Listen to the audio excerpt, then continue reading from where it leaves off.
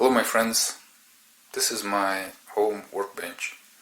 It's rather small, the footprint is just 1 square meter, but it's sufficient for most projects that I wanted to do. Overall I'm pretty happy with it, and with the limited footprint that I have, and I guess many of you have too, at home, I think this is a great choice. And I've been using it for more than a year, and at this point I consider it to be full assembled.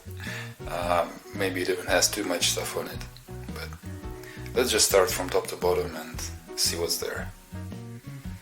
So on the top we have the Bosch GTS 10XC table saw. It's a great saw, I have a separate video on it, can wholeheartedly recommend it. It also has the router insert on the right.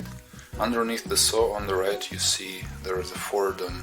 I rarely use it, but it comes convenient sometimes when I need to take out a little bit of material here and there, which would not be possible with a drill.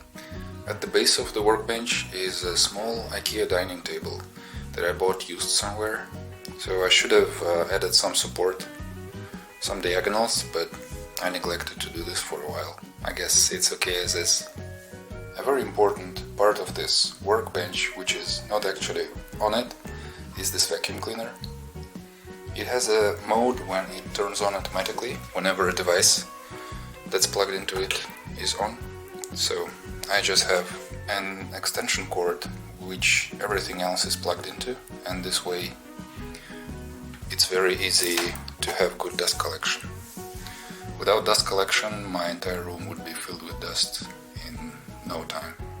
Also here on the back is the place for my small drill press. The best thing here is that it's not very heavy and it has a very small footprint, so it can be moved with this entire desk. There is a nice shelf for the cutoffs that I used to have laying all around my shop, but now they're in this box, which is very convenient. I'm super happy that I made it. It's just glued together from the pieces of plywood and also these shelf rails from Amazon.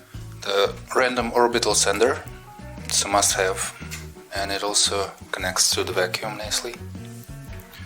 Some pads for the sander, squares, then the grinder, which comes really convenient for grinding the electrodes for the welder, but also for smaller metal pieces. I don't use it for wood, I don't think it's meant to be used for that. On the right there are hooks for the router fence, which I used quite a lot when I did a lot of woodworking. And of course the router itself, which is just permanently attached down there. On the bottom shelf I have my oscillating spindle sander, which I don't often use, but when I use it it's very convenient, so I definitely do not regret having it here. I used to have a miter saw on the bottom level, but table saw really can replace the miter saw in most cases for me, because I don't deal with very long lumber, but this guy comes real handy for rounding corners, also handling the insides of the workpieces. On the back here I just have a storage space for my metal bandsaw. Whenever I need to use it I just lift it up, put it on top of the table saw, or maybe just put it on the floor somewhere. So unfortunately it makes the whole thing quite heavier. I wish I had some other place to put it, but I didn't find one so far.